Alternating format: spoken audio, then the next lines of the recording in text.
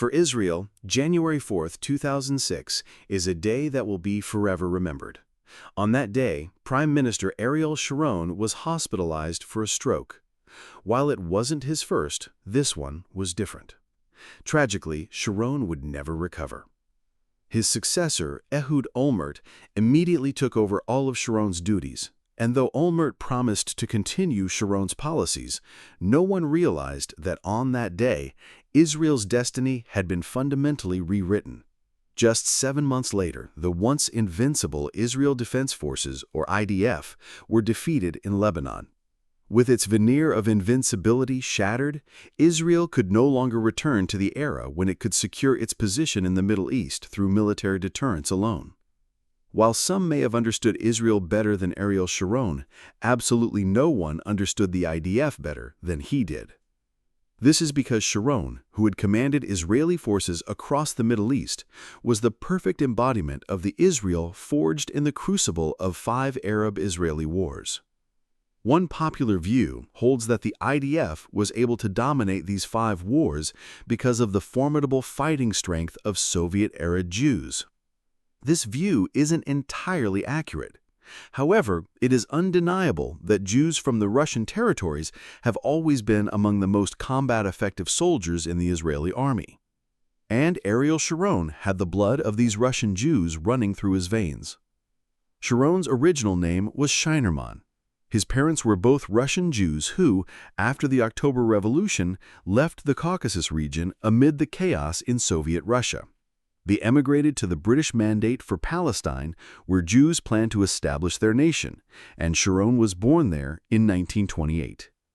At the time, the British Mandate for Palestine was, by and large, Arab land. Although Jewish immigrants from around the world were arriving in a continuous stream, they were a minority and outsiders, constantly facing hostility and attacks from the local Arab population. Growing up in this environment, Sharon never questioned the legitimacy of the Jewish presence in Palestine. Instead, he focused all his energy on how to secure a foothold in the land. As a teenager, Sharon became convinced that violence was the only solution to the Palestine problem. At 12, he connected with a Jewish militia, taking on patrol and reconnaissance duties. By 18, he was a member of the Haganah, Israel's pre-state army, and actively engaged in fighting against the Arabs. Circumstances make the hero, and the First Arab-Israeli War, which broke out 2 years later, became the turning point in Sharon's life. His bravery in combat caught the eye of David Ben-Gurion, Israel's founding father. Ben-Gurion greatly admired the 20-year-old and gave him the well-known name Sharon. He also helped promote him from a local IDF unit formed from the Haganah, to a position in the Central Command. 2 years later, after returning from advanced training, Sharon, now a major, became the founder and commander of Israel's first Special Forces unit. His era had begun. Sharon's first unit was designated Unit 101. It was the first officially sanctioned Special Forces unit in Israeli history, and its purpose was to carry out violent reprisals against the Palestinian Fedayeen, who were frequently attacking Israel. By its nature, Unit 101 was tasked with dirty work. During this period, its operations resulted in a large number of Palestinian civilian casualties, and Sharon himself faced accusations of genocide. Following organizational changes within the Israeli army, Sharon was soon promoted from Special Forces commander to commander of the paratrooper brigade. He became widely known within Israel for his highly aggressive command style during the Second Arab-Israeli War. Although the Israeli government worried that continuing to rely on such a commander would create unnecessary friction with Arab nations, Israel needed his brand of military deterrence. After a brief period on the sidelines, Sharon was once again given a key command. In 1964, at just 36 years old, Sharon was promoted to Major General. To put this in perspective, the highest rank in the Israeli army is Lieutenant General, a rank reserved for the IDF's top leader, the Chief of General Staff. This meant that at 36, Sharon was already one of the IDF's top generals. Israel was not a peaceful place at the time, but for a military commander, turbulent times are an opportunity for distinction. 3 years after his promotion, the Third Arab-Israeli War broke out. Sharon personally commanded the IDF's 38th Division in its offensive against Egypt in the Sinai Peninsula. Alongside other IDF units, they crushed the 120,000-strong Egyptian army deployed in the Sinai in just 5 days. This decisive victory allowed Israel to maintain de facto control over the peninsula for the next 15 years. Back home, Sharon, who had led the armored assault into Egypt, became a national hero, even earning the popular title, King of Israel. After the war, Sharon was promoted to head of the IDF's Southern Command. However, believing his military career was sufficiently distinguished, he began considering retirement to enter politics, leveraging his immense prestige. In 1973, he participated in the founding of the Likud party. But fate, it seemed, was not yet finished with Israel's famed general. Just 2 months after Likud was formed, Egypt and Syria launched a coordinated surprise attack on Israel, starting the Fourth Arab-Israeli War. IDF regained the initiative and successfully encircled the Egyptian Third Army. This encirclement effectively marked the end of the war, and Sharon once again became Israel's war hero. After the war, however, the 46-year-old Sharon chose not to return to the army. In his view, leading the IDF to victory over the Arabs was only a temporary solution. He believed that only through political means could Israel secure permanent control over Palestine, a land that had belonged to the Arabs. When Sharon signaled his intent to enter politics, the entire nation treated the highly decorated general with the utmost respect. In 1975, Yitzhak Rabin, who was politically opposed to Sharon, appointed him as a special assistant. When Rabin was forced to resign over a legal violation, the newly elected Likud government also placed great value on Sharon. Likud's leader and new prime minister, Menachem Begin, brought Sharon into his cabinet as the Minister of Agriculture. In the Israel of that era, the Minister of Agriculture was far from an insignificant post. Because Israel's borders in the Palestinian territories were not yet fully defined, large numbers of Jews were trying to establish settlements on Palestinian land.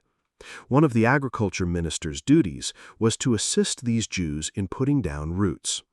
Entrusting this task to Sharon, the Arabs' nemesis, was a perfect fit. In just 4 years as minister, he doubled the number of Jewish settlements in the West Bank and Gaza Strip. Sharon was the chief architect of the strategy that has left the Palestinian territories fragmented by Jewish settlement. In the eyes of Israel, however, these actions were major victories. To reward his contributions, after the 1981 election, the re-elected Begin appointed him as Minister of Defense.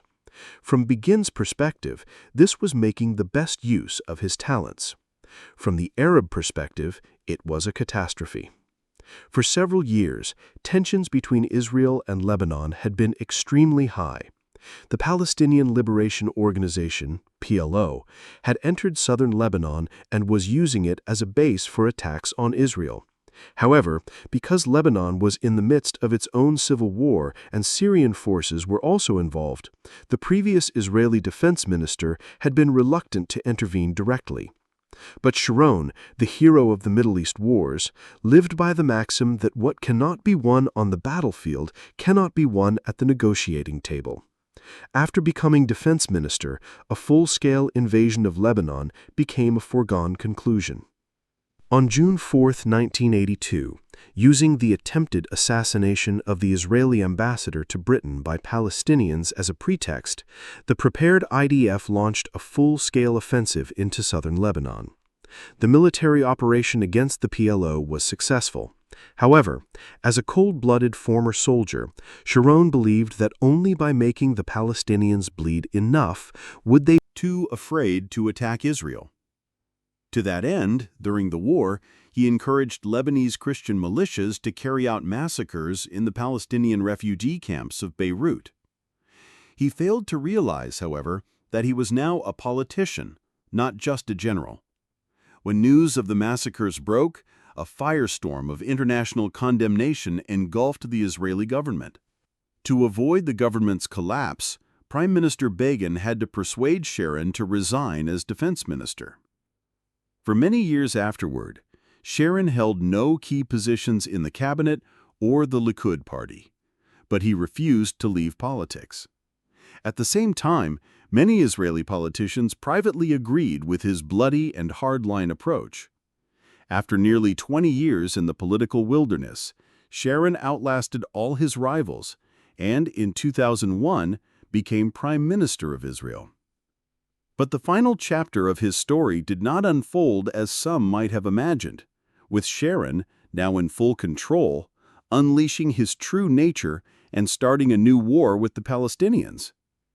After taking office, he acted with uncharacteristic restraint. He began to publicly state that he would consider helping the Palestinians establish a state in the West Bank. In 2005, he orchestrated Israel's unilateral disengagement from the Gaza Strip, withdrawing both troops and settlements. Was this a change of heart? Not at all.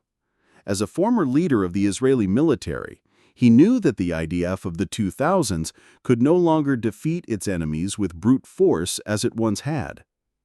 His deep understanding of the IDF gave him the confidence to wield the sword against the Palestinians when Israel was at the peak of its strength, and the pragmatism to make a strategic withdrawal from Gaza when circumstances had changed. But the myth of invincibility that Sharon had created for the IDF had fooled others. They couldn't accept that he was the core reason for the IDF's success, and after so many victories, they couldn't tolerate even the slightest defeat for Israel. In the later years of his rule, Sharon's greatest pressure came not from foreign powers or the opposition, but from the increasingly extremist elements within his own Likud party. After Sharon's stroke forced him from the stage, the veil was truly torn from the IDF. It was humiliated in various ways by Hezbollah militants during the 2006 Lebanon War. Sharon's departure marked the end of an era, the passing of the brash, aggressive, yet consistently victorious Israel of the past. Today's Israel is a completely different country.